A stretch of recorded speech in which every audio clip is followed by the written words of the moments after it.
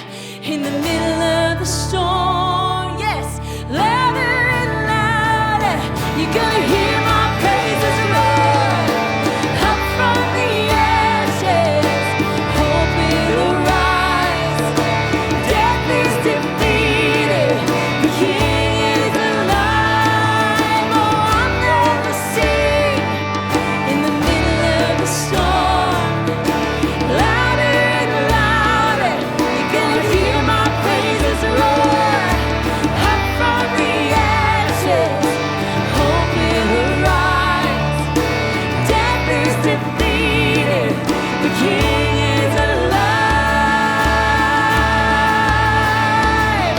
I raise a hallelujah. Yes, we do.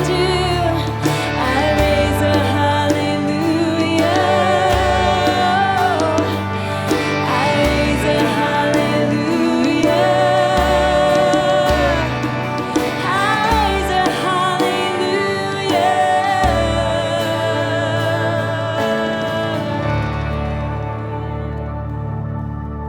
Whew, it's great to raise a hallelujah together. Thanks for joining us. Thanks for gathering with us. It's great to sing with my friend and guest worship leader, Becky. Great to have you with us. And there's power when we sing about God's goodness. There's power when we sing in the middle of the storm. It reminds us where our hope comes from, our assurance, our confidence. There's power when we invest in still being the church, and we appreciate your investment in the church during this season. It reminds us that the church doesn't close. The church doesn't quit. The church doesn't shut down. And when I talk about investment in the church, I mean gathering like this and worshiping together. I'm talking about joining together in the way that we have, serving our community. I'm talking about, as part of your worship, giving online. We appreciate your investment, and there's power when we invest.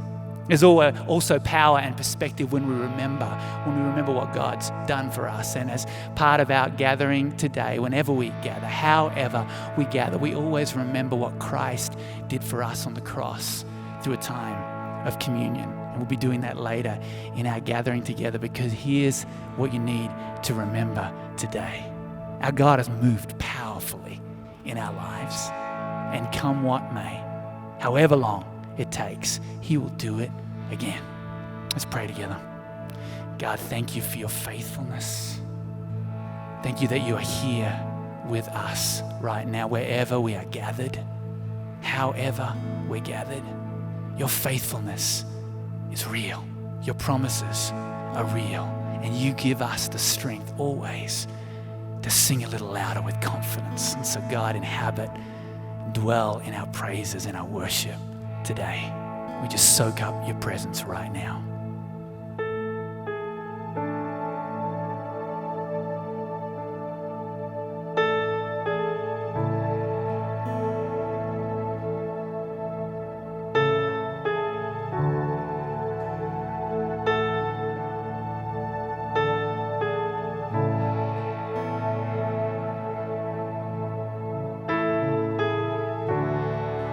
Walking around these walls, I thought by now they'd fall, but you have never failed me yet.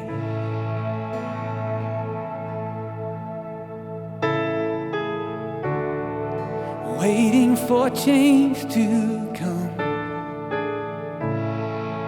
knowing the battle's won, for you have never failed me yet. Sing it. Your promise still stands. Great is your faithfulness, your faithfulness. I'm still in your hands. This is my confidence. You've never failed me yet.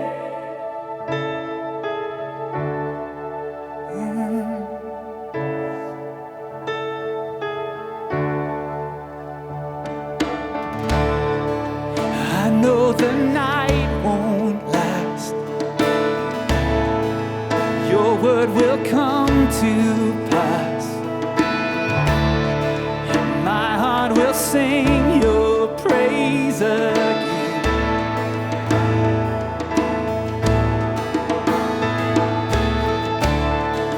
Jesus, you're still enough.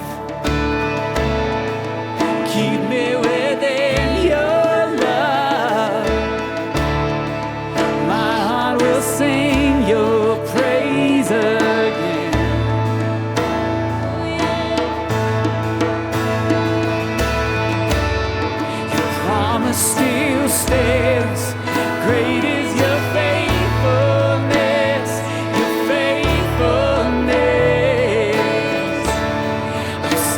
in your hands.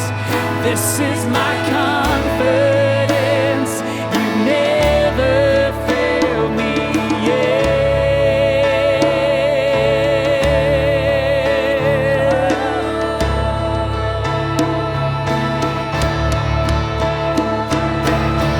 I've seen you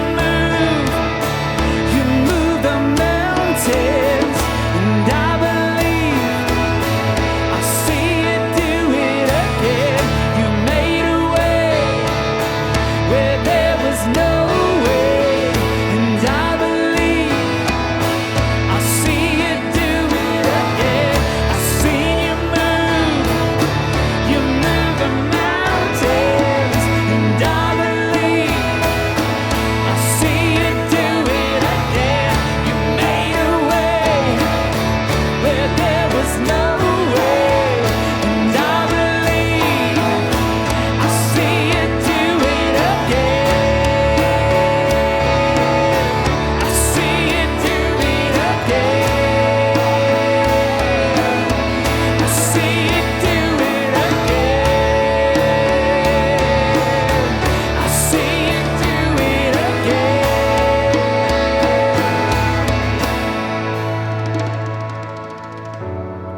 Your promise still stands. Great is your faithfulness, your faithfulness. I'm still in your hands. This is my confidence. You've never failed me yet. Never failed me.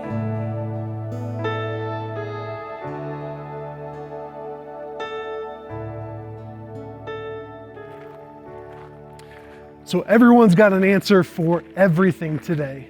At least it seems that way. Everybody has become an expert on any subject you can imagine, on any situation that's happening, and even an expert on stuff that's going to happen in the future. I'm being a little sarcastic, but that's also true.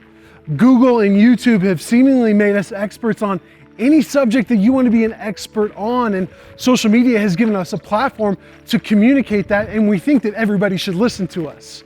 The information we have access to in 2020 is incredible. We have more access to information today than any other generation in history, and it's instant. The ability to communicate and talk with anyone, any place in the world, and all you gotta do is you gotta pull this little device out of your pocket that's made out of plastic and metal. I mean, right now, I could be streaming this live from Mongolia, and that wouldn't faze you at all. The only question you would ask would be, like, why are you in Mongolia right now? I mean, just go back 200 years. Think back to 1820. And in the scheme of world history, that's not that long ago. But go back to 1820 and try to explain FaceTime to somebody. So just think about how hard that would be. So all you need to do is you just pull your phone out of your pocket, dial up any one of your friends, and you can talk to them face to face whenever you want from any place in the world. What? Like, what are you talking about? What am I pulling out of my pocket? What's a phone? What's this time face or FaceTime magic that you speak of? I think about how hard that would be to explain the access to information that we have and the ability to communicate whenever we want, wherever we want, to whoever we want. I mean, that would be a really hard task to explain that to somebody that lived just 100 years ago. What a gift that is for us right now. The ability to access so much information and having the platforms to communicate it on. But there's also a downside to it. It also can make us all armchair quarterbacks if we're not careful. Now, here in Colorado, I know that there are no armchair quarterbacks. You know what I mean? The guy that is at the game in the stands, or the guy sitting on his couch telling Drew Lock or Patrick Mahomes or Aaron Rodgers what they should be doing and why they're playing terrible. Like that guy. Have you ever seen that guy before? My favorite is the guy that's got a little bit of Uncle Rico in him. You know, hey, if coach would have put me in back in '82, we would have won state. I love that guy. The guy that's yelling the entire game, but it's really clear when you see him in the stands that he's probably never stepped foot in a weight room before, and he's definitely not been on a treadmill for years. The guy that had barely enough athletic ability to make it up the stairs to his seat in the stands without tripping, that guy. And he's going to yell the entire game about what plays the Broncos should be running, where the Raiders are vulnerable on defense, and then at the same time, why the Broncos would make the playoffs if they would just listen to what he has to say. And the reason he says all of that, the reason why he's the expert, at least in his own mind, the reason why people should listen to him is because he played JV football his sophomore year in high school. That's it. That's the reason why he's making suggestions to NFL players and coaches. Like, have you sat by that guy before the game? Man, I have, and it's just every time you sit by that guy, you just want to say, hey bro, shh, like, just stop talking. Just because you played a year of high school football, it doesn't make you an expert. You don't know what you're talking about. All it does is it makes you more apt to be an armchair quarterback. The access and information we have today, the platforms we're able to communicate it on, we run the same risk of becoming armchair quarterbacks. We've got the answers. You know, I read this article over here yesterday, or I saw on Facebook this morning, or I talked to a friend of a friend who knows another guy that's an expert on this, or, you know, I've done the research, I've watched videos on YouTube. I know what I'm talking about. I know what we should be doing. I know the direction we should be going. All it does is turn us into armchair quarterbacks. We're part of the problem, not the solution. Because armchair quarterbacks usually make things worse, not better. Let me tell you what I mean. Someone who presumes to be an expert, someone that thinks that they've got all the answers and that people should be listening to them, is going to be harmful from the start, not helpful. Because number one, they're coming from a position of pride. You know, I got the answers, I'm the expert, people should be listening to me. And right out of the gate, that's going to be a default position of looking down on people, tearing people apart that disagree with you, and you're going to have a harsh tone. Man, that's just a recipe for disaster. That's not going to fix anything. That's just going to make more of a fracture, lead to more division, more pain, not progress and unity. And I'm just seeing, I don't know about you, but I'm just seeing more and more of this, and crisis seems to magnify it even more. Listen to Psalm 131. It says this, Lord, my heart is not proud. My eyes are not haughty. I don't concern myself with matters that are too great or too awesome for me to grasp. So there's so much in that one verse. Man, I don't know about you, but that calls me out. Pride, yep, I wrestle with that. Haughty, haughty's not really a word that we use very much, but what it means is you're arrogant and you're prideful. You're willing to look down on other people with a big attitude that you think you're better than yourselves. And we don't see any of that today, do we? Or what about this? What about concerning myself with things that are too great? That's just another way of saying wrapping myself up in stuff that I really don't know what I'm talking about, stuff that I'm not an expert on. And that describes American culture in 2020 perfectly. All of that. Pride, arrogance, getting wrapped up in things that I really don't know much about, that's commonplace today. And all of us are vulnerable to it. All of us can fall into that. And like I said earlier, crisis seems to just magnify it. I mean, look at what we're seeing happening every single day. There's so much division in this, whether it's this belief that, hey, we should open everything up right now, or no, not at all, we should keep every single thing closed. Or I read this article over here and it said these are the real statistics. Or no, I read this article over here and it said these are the real statistics. Or we should follow this person, they're the one that should lead us forward. Or no, are you kidding me? We should follow this person, they're leading us forward. Or here's a really fun one. All of this is the Republicans' fault. Or all of this is the Democrats' fault. Man, it's so easy for let's just say me. And I say me, I mean all of us, but we can point it at me right now. It's so easy for me to believe that my opinion is the right one and that anybody who disagrees with me, well, they're just dumb. We've become so good at just looking down on people, it's become our national pastime. Baseball is not our pastime anymore. It's looking down on people and tearing apart anybody who disagrees with us. We've become so good at that.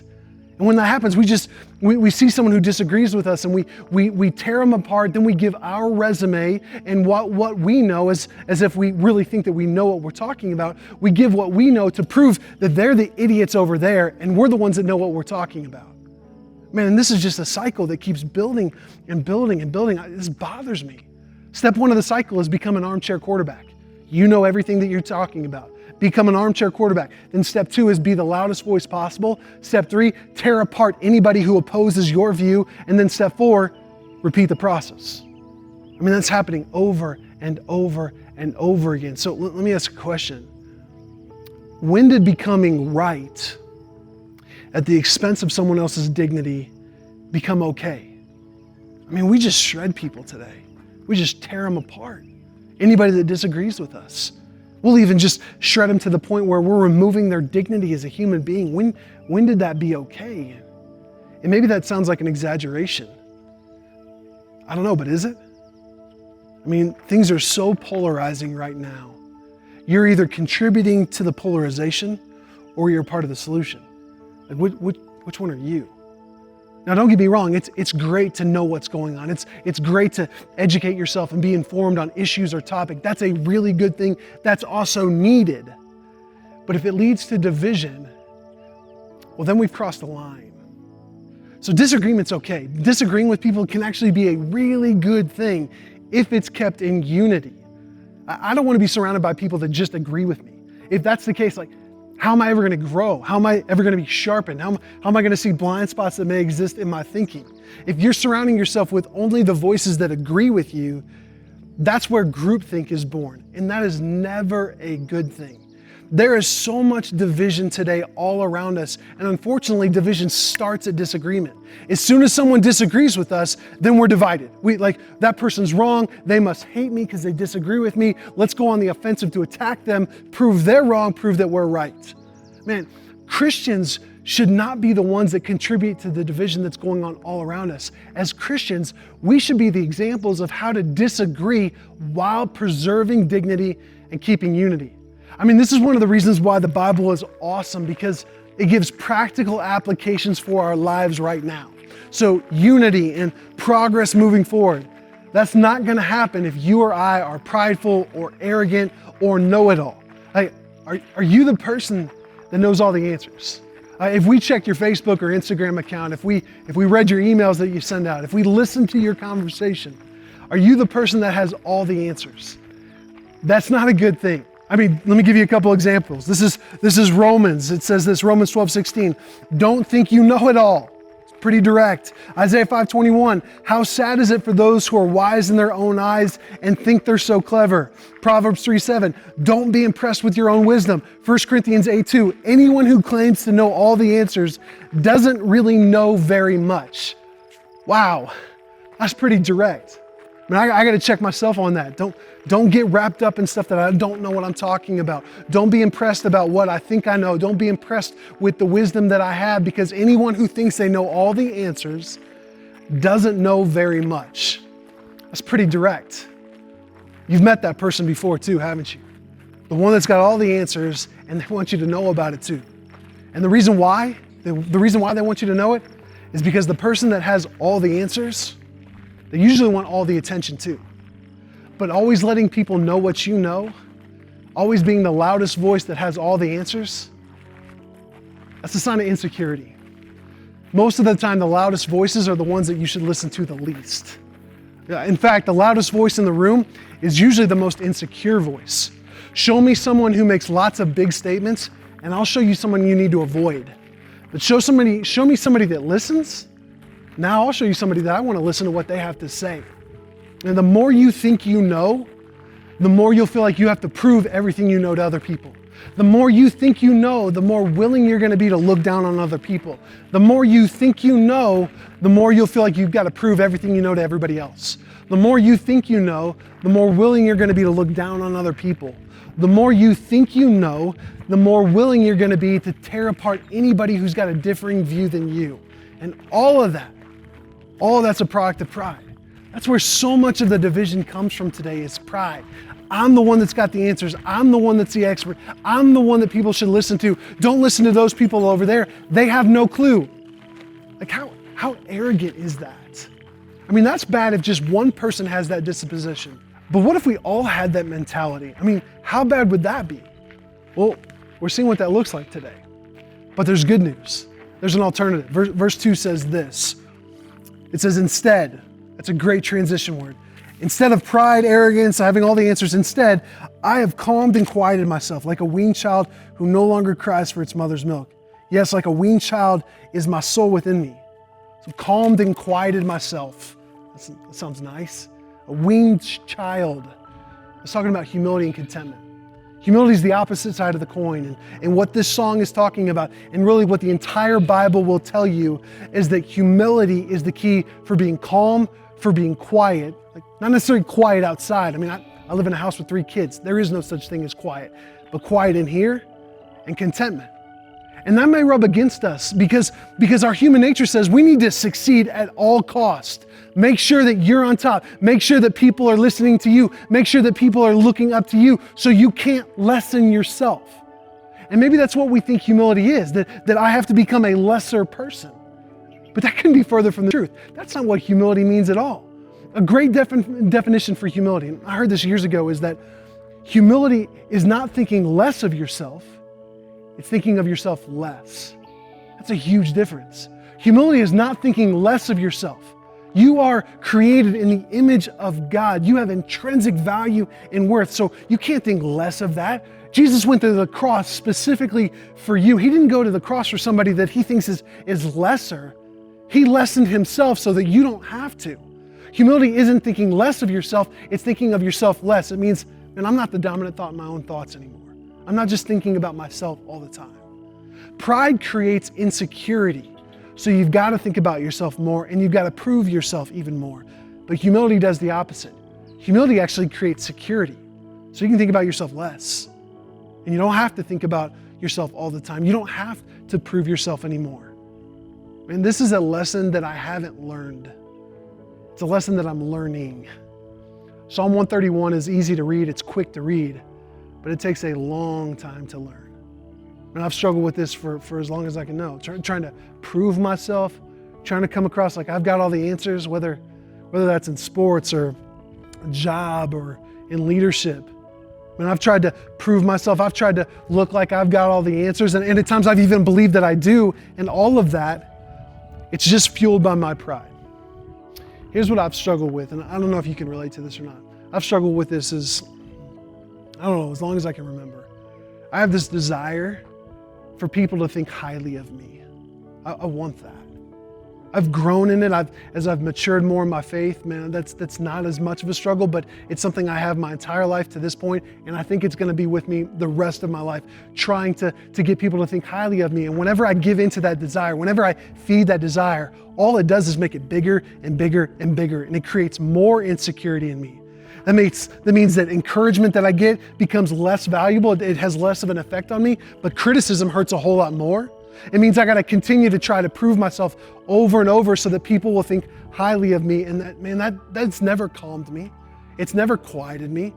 All it does is put me more on edge.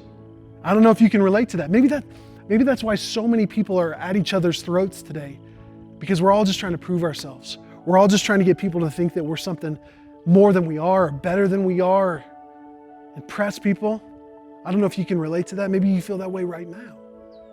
Verse 2 said this, that my eyes are not haughty, meaning I'm not looking down on other people.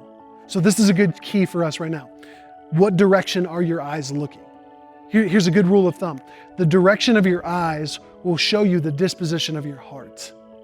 Like whatever you're looking at, up or down, will show you the real disposition of your heart. If you're looking down, that's a disposition of pride. I'm looking down on other people. It's judgmental, it's condescending. I'm looking down on people, that's pride. But looking up, that's a disposition of humility. Looking up at Jesus, looking up at him on a cross, because the cross was the ultimate display of humility and the ultimate execution of pride in one single moment. Jesus had every single reason to be proud, but he chose on every occasion to be humble. I mean, listen to Philippians 2. This is verse 3-8.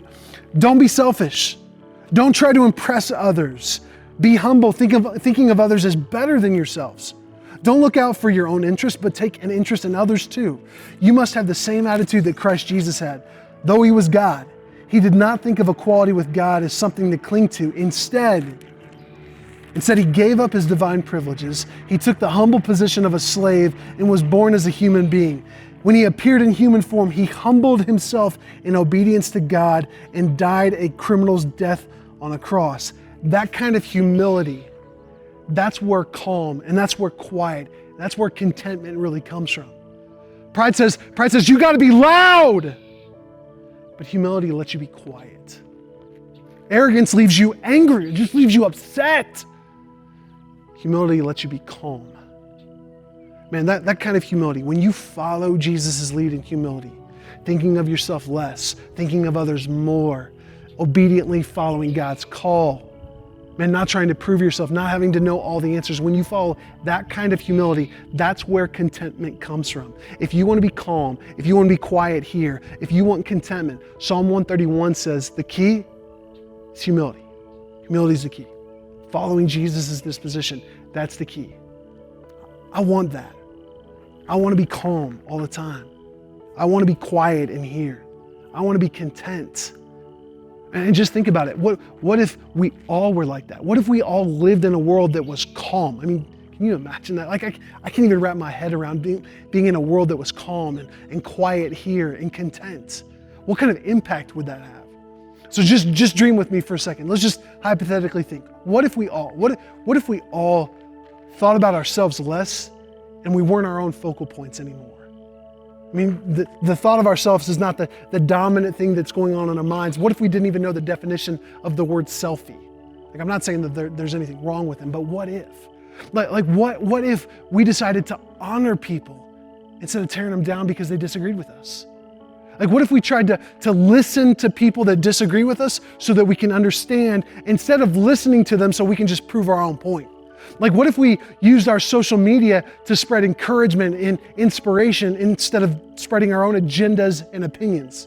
How different would that be? Like, now is the time. Right now is the time for us to stand up and be unified and humble like Jesus. Not only to be humble, but to act in humility like Jesus. Because people are hungry for humble people. Despite what you may think, our world is not drawn to pride. It's not drawn to people that are very proud and puff of their chest. Our world is actually drawn to humble people. They can't get away from them. There's something so different about humility. I'm drawn to that. People are drawn to humility like moths are drawn to a flame. Like, now is the time for us to honor people instead of tearing them down. Now is the time for us to listen and understand instead of being the ones that are speaking all the time. Now is the time for us to disagree, be examples of how to disagree, but keep unity. Now is the time to point people to the hope that's only found in Jesus, the only place where they can find true calmness, true quiet, and true contentment. Psalm 131 ends it like this. It says, O Israel, put your hope in the Lord now and always. So as an individual, put your hope in Jesus right now and always. As a church, Lifebridge, we're going to put our hope in Jesus right now and always. And when you carry the humility that Jesus has, when you think of yourself less, when you think of others more, when you're not trying to prove yourself, when you're calm, quiet, and content, other people are going to notice that. They're going to be drawn to it. They're going to say, what's different about you? Man, what an opportunity you've got right there to say, hey, my hope is in Jesus. Let me tell you about that. What an opportunity. And now's the time for us as a church to show humility like Jesus in a world where personal pride is flaring and also failing at the same time. Now is the time for us to be examples of what it looks like to disagree but still being in unity. Now is the time for us to show how to honor people who disagree with us, not just tear them down. Like, we get to be that church right now. We get to be followers of Christ that do that on a regular basis, and the world will take notice. So right now what I want to do is I want to give you some time to reflect on that. I want to give you some time to reflect on the ultimate act of humility, which was Jesus on the cross. Communion's a time where we can take some bread or crackers and break it to represent Jesus' broken body. We can take some juice to represent his blood and take that, remembering what he did for you and what he did for me on the cross. So do that as a family, do that as friends or a group together right now. And I want to give you some time to reflect on that.